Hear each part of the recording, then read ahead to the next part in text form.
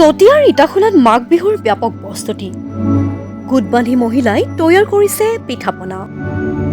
হেঁপাহৰ ভোগালী বিহুলৈ মাজত মাথো এটা দিন বাকী।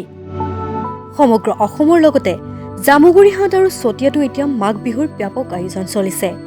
ভেলাঘৰ সজাৰ কামত গাঁৱৰ যুৱক যুৱতীসকল ব্যস্ত হৈ পৰাৰ সমান্তৰালকৈ গাঁৱৰ মহিলাসকলো ব্যস্ত হৈ পৰিছে পিঠাপনা তৈয়াৰ কৰাত।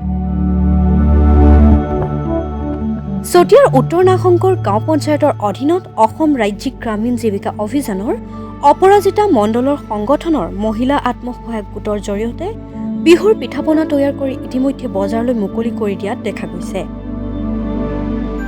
মহিলাসকলে ভোগালী বিহু উপলক্ষে এতিয়া খোলা পিঠা, বৰপিঠা, তিলৰ লাড়ু, নাৰিকলৰ লাড়ু, ঘিলা পিঠাকে ধৰি ভোগালী বিহুৰ সকলো প্ৰয়োজনীয় খাদ্য সামগ্ৰী তৈয়াৰ কৰি বিপণীখনৰ জৰিয়তে ৰাজ্যলৈ আগবঢ়াই দি সুলভ মূল্যত গ্ৰাহক ৰাইজক যোগানৰ ব্যৱস্থা কৰিছে।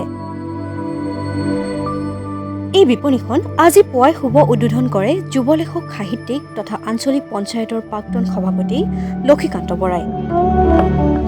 নমস্কাৰ, আমি অপৰাজিতা মণ্ডল সংগঠন ফালৰ পৰা অসমবাসীৰ সকলো ৰাইজলৈ আমি ভোগালী বিহুৰ শুভেচ্ছা জনাইছোঁ।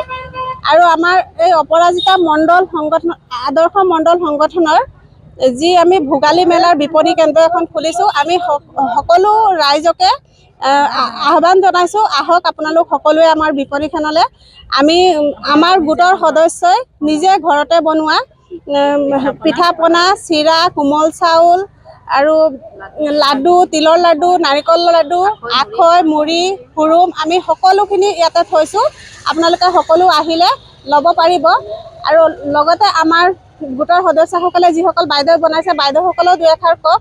বাইদেউ, আমাৰ এই আজি বিপণীখন আমাৰ আত্মসহায়ক গোটৰ যি মহিলাসকল, সেই মহিলাসকলৰ ঘৰতে নিজে প্ৰস্তুত কৰা, আমিও নিজে প্ৰস্তুত কৰা সামগ্ৰীসমূহৰে, থলুৱা সামগ্ৰীসমূহৰে আমাৰ বিপণীখন খোলা হৈছে। আমাৰ এই বিপণীখন খোলাৰ পাছত যি সহায়ৰ হাত আছে, সেই SRLM আৰু লগতে চৰকাৰৰ আমি ধন্যবাদ জ্ঞাপন কৰিছোঁ।